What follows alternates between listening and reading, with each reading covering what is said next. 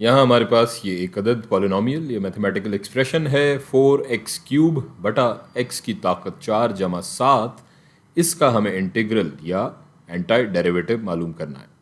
Again देखने में काफ़ी पेचीदा सा हमें एक इक्वेशन या मसावात लग रही है, लेकिन यहाँ पर भी अगर हम गौर करें तो ये ऊपर 4x³ जो हमारे पास मौजूद है वो दरअसल ये नीचे वाली जो एक्सप्रेशन है x की ताकत 4, ये इसका डेरिवेटिव है।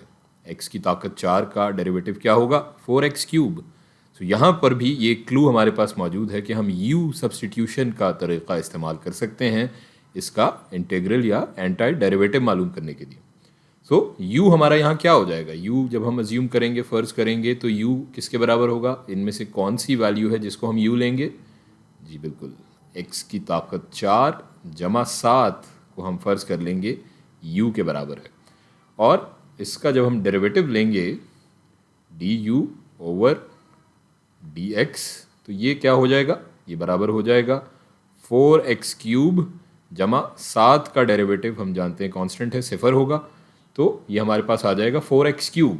जो हमारा du ओवर dx है वो 4x³ के बराबर हो गया।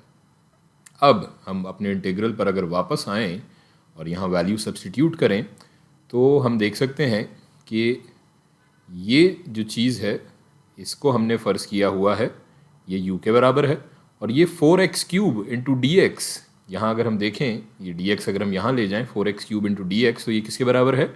ये पूरी चीज़ du के। सो इस इंटीग्रल को हम लिख सकते हैं कि ये बराबर हो जाएगा du, और ये नीचे जो चीज़ है इसको हमने u फ़र्ज़ किया था, और इसको रीअरेंज कर कर अगर हम लिखें, बल्कि नीचे हम लिख लेते हैं, तो ये हो जाएगा, इसको हम कह सकते हैं कि integral of 1/u into du।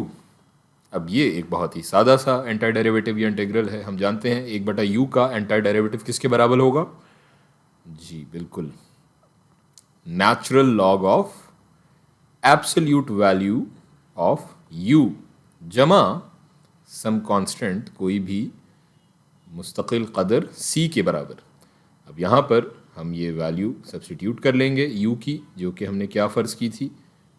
x की ताकत 4 जमा 7 का एब्सोल्यूट वैल्यू का नेचुरल लॉग जमा c। ये हो गया हमारा इंटीग्रल या फिर एंटाई डेरिवेटिव इस एक्सप्रेशन का।